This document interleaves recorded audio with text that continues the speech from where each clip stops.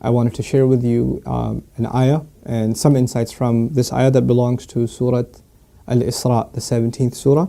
This is the 32nd ayah.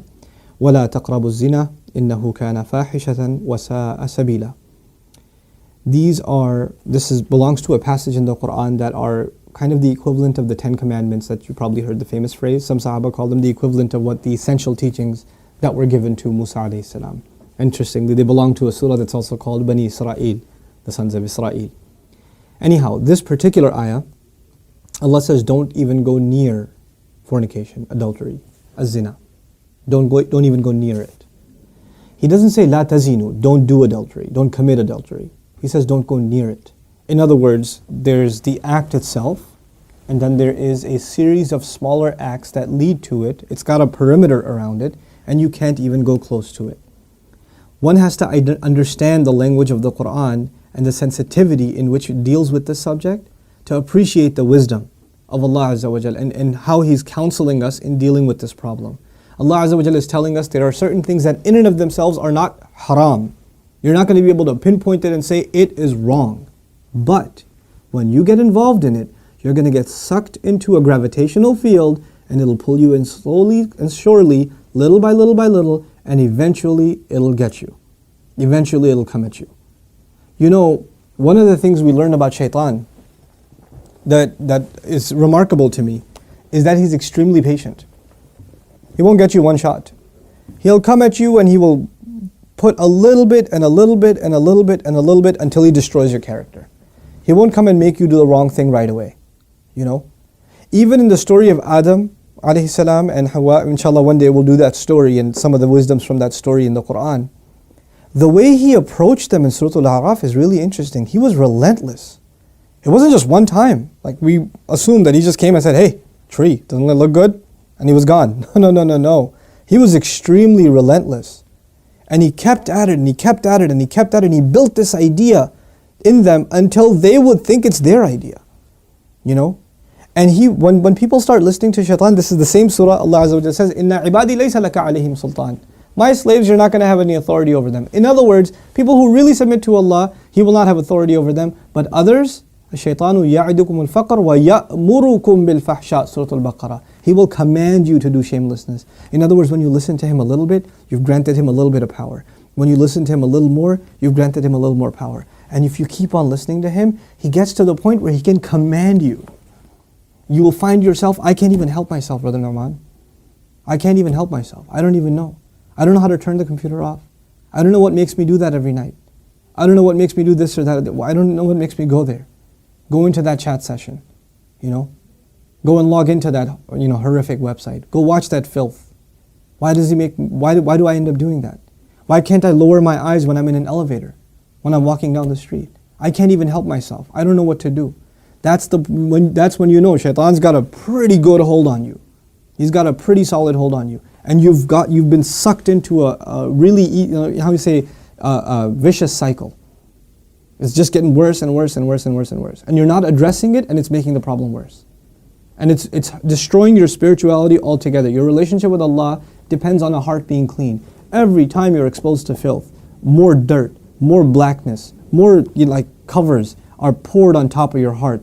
And it keeps on pouring and it keeps on pouring and it keeps on pouring to the point where you're listening to the word of Allah and you can't get yourself to even shed a single tear. It won't come because your heart has been made so hard because of all the exposure to filth, all the sin that your eyes are taking in all the time. And you don't even care anymore. You know, a good heart, when it sees something inappropriate that doesn't coincide with the commandments of Allah, it is disturbed. It's not attracted, it's disturbed. It says, no, that's wrong. Immediately the conscience kicks in, the alarm goes off. But when you're at the point, when you're by yourself and you feel no guilt doing it, you just don't feel anything. You don't feel that it's wrong. The only thing before you stare at a sister, you look around like, is anybody else watching? And then you take a good look. That means the fear of Allah is completely gone. The only fear you have is that of the seen. There is no more fear of the unseen.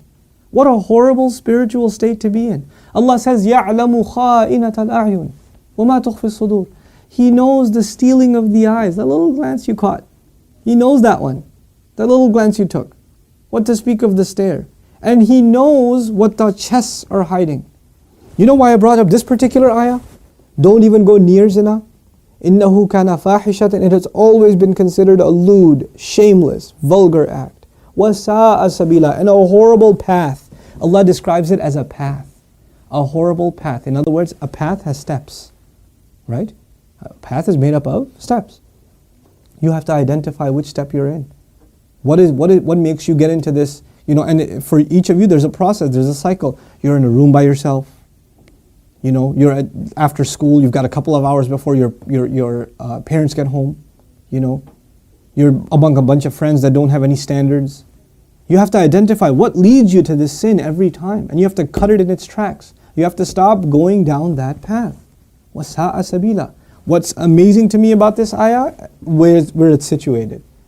Right after this ayah, Allah says, don't murder people. وَلَا تَقْتُلُوا النَّفْسَ الَّتِي حَرَّمَ اللَّهُ إِلَّا بِالْحَقِّ. Don't kill any person that innocent person essentially. Allah mentioned this crime first and murder second. Can you think of that? Like, we think of murder as this huge crime, right? But Allah says, when you violate the dignity of a human being, that's fahsha. Looking at a human being in that way is violating your own and their dignity. And when we kill a person, we have violated their physical, their right to life. So there's the spiritual murder, fahsha, and there's the physical murder, qatl. There's two kinds of murder here. So Allah mentions the spiritual murder first. Our standards have gone so low. A movie comes out, you see a couple of trailers, you tell yourself, there's just one bad scene in it, it's okay.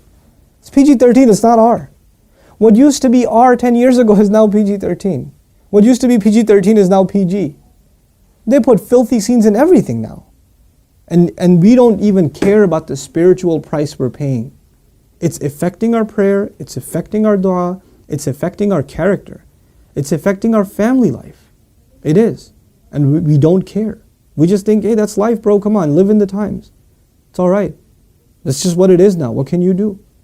So many of you don't care what kinds of pictures you put up of yourselves on your Facebook pages. I stopped going on Facebook for a reason. I don't say that Facebook is haram or whatever, but for me personally, I couldn't do it anymore. I just couldn't do it. I stay in, we'll put something up on our Bayna thing, like an announcement or this or that. But for socializing, just the things I saw were so disappointing. Like, how can you do that? You're Muslims. How can you post pictures like that? Have dignity for yourself. Have dignity for your family. Guard your gaze. Start with your eyes. The zina of the eyes, and everything else goes from there. Everything else goes from there.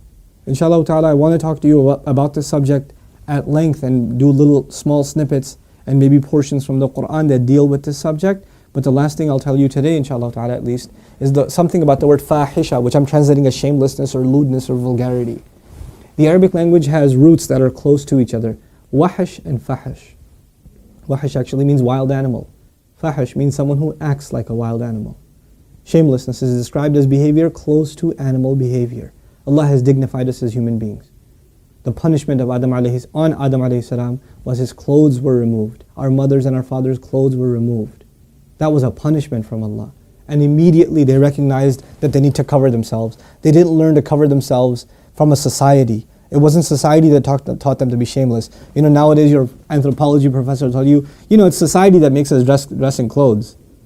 It's a sociological thing. We learn to dress and cover ourselves over history, but naturally we're just supposed to be the way we are, like all other animals.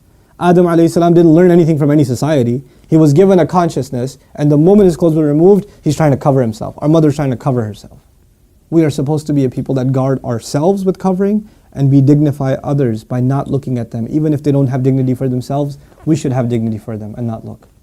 Because they are in the end a creation of Allah. Even if they're a disappointing creation of Allah, they are a creation of Allah. And we have more respect for ourselves and for humanity in general to not look at it as animals look at other animals. May Allah Azza wa Jal make us spiritually healthy and alleviate us from this growing and ever increasing spiritual problem, and that is of not being able to lower our eyes.